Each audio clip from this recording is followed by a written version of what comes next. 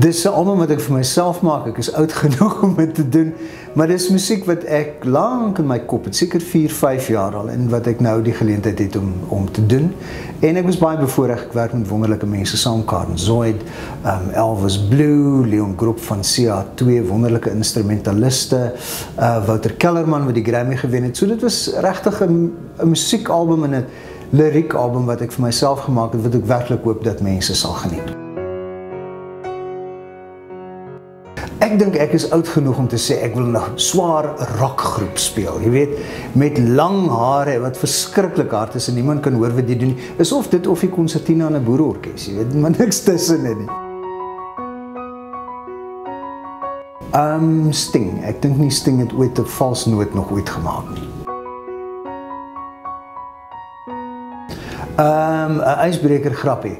Hulle het 'n mummie ontdek in Egipte onder 'n piramide, toegerol in sjokolade en neute. Dis blykbaar die Ferrero Rocher.